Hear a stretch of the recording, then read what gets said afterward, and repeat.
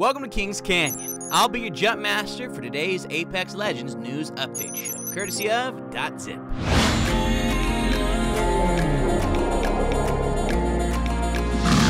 Follow me. I don't concern myself with the ambitions of insects. The hunt begins. You are the Apex champions.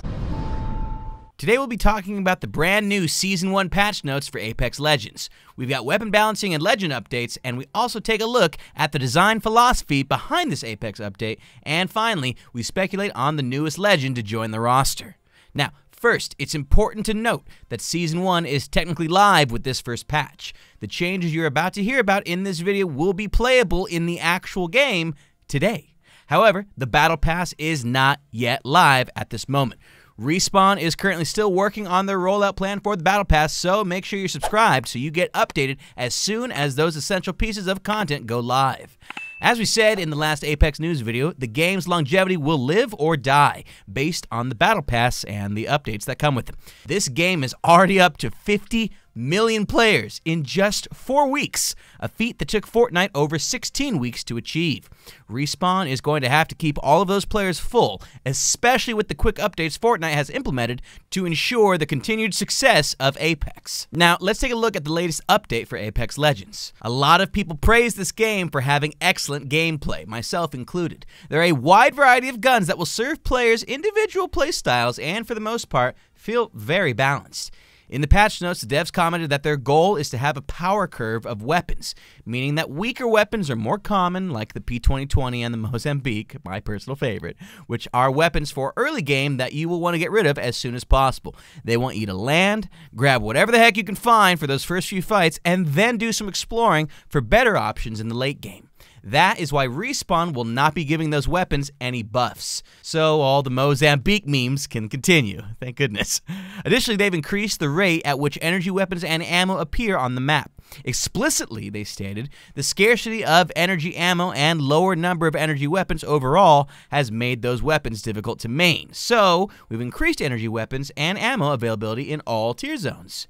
In our last video, we covered the release of the new energy weapon, Havoc, and the scarce ammo was one of the biggest concerns we had for that gun. But it is looking like they wanted more players to be able to enjoy that playstyle that the energy weapons can offer. So, that's all good and well, but what weapons did they change individually? Well, I'm glad you asked. Did you ask? Anyways, they've made slight changes to the wingman and the peacekeeper. They noted that these weapons are very powerful, but they're supposed to be. They've decreased their availability in all zone tiers, meaning that finding these weapons will be harder, but the reward is worth it. For the wingman, they reduced the rate of fire from 3.1 down to 2.6 shots per second.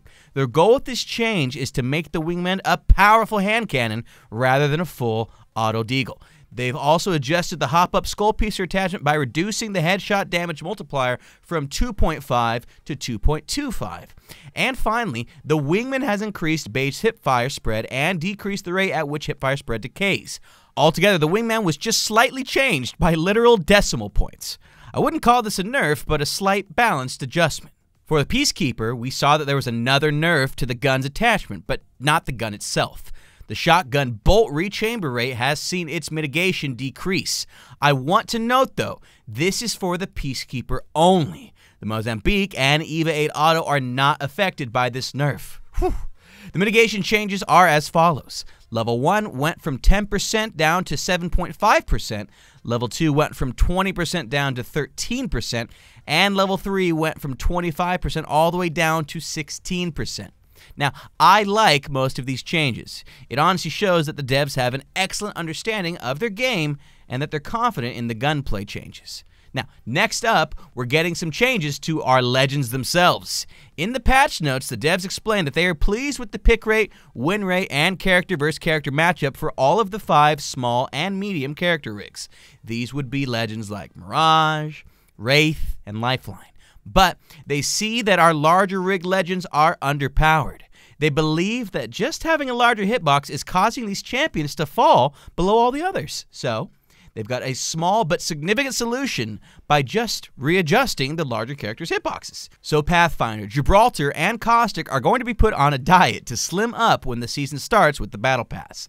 The team believes that this change will have a major impact on the game, so before they start messing with their legend powers or damage reduction, they're going to see how this adjustment adds power to those 3 legends. I know that Pathfinder is already a popular character, so I'm sure we're going to see a lot more of that legend out there once this goes live. They've also done some specific changes to a few legends. Caustic, speaking of, has seen some changes to his Trap's ability.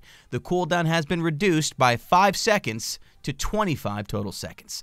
The radius has been increased by 10%, and there is no longer a 1-second delay on the Trap's smoke-dealing damage. Pathfinder now has 2 more beacons in the world to use his Insider Knowledge ability in order to locate the next circle. Lifeline can no longer get level 4 armor and helmets from her care package.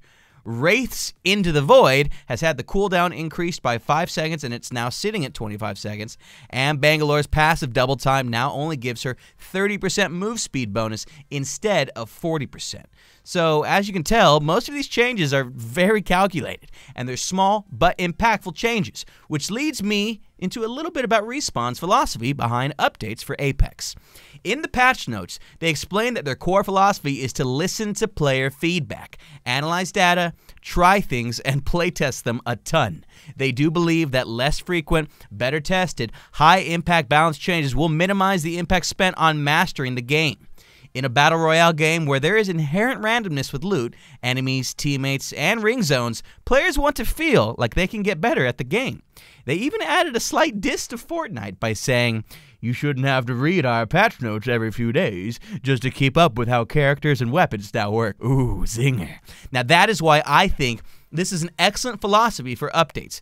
They focused on ensuring that there is a balance and power curve that lets players master the game. They obviously are very confident with the gameplay they've created at launch, and they just want to ensure that the game is as balanced and as fun as possible.